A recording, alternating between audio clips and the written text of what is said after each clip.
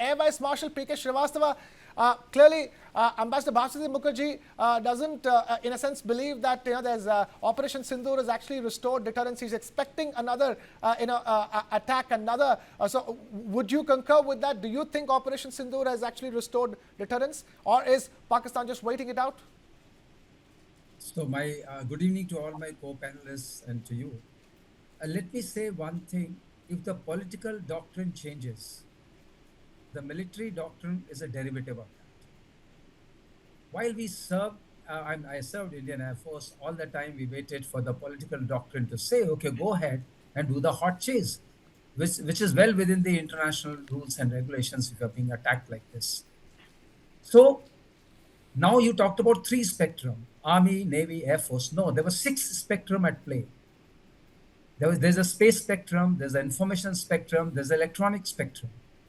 And in today's war, unless you integrate all six spectrums, you cannot converge your force in a manner that you can really make enemy understand that this is a great strike on them.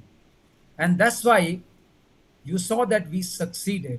And there's another thing we can pat our back for, is that we succeeded with our own home developed, home designed, and home produced systems like Akash, like BrahMos, and like the other assets like Akash Tir and ISCCS, Integrated Air Command and Control System.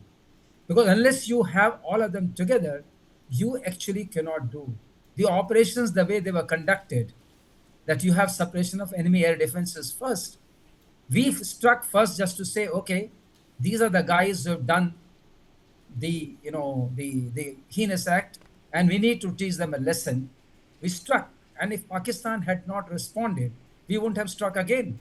And the second strike, when we struck back after they struck us, we wiped out there nearly 20-25% of the Air Force. The eyes in the sky were wiped out. Their, all drone capacity storage things were wiped out. Their command and control centers were wiped out. So it actually disabled the whole of Pakistani Air Force. It was not there to fight back. Therefore, they came out with the proposal that, okay, we call it a day. And I would say it was political maturity to undertake that. If you see in today's context, people start the war and they don't know when to stop it. Where is that end point? So the lesson learned for the international community is that when you go for strike, you use your military might against any one of your adversary, you ought to have some objectives. There has to be an objective, clear-cut objective. Okay. I'm referring to Iran war. There is nobody knows, the whole world doesn't know what is the objective.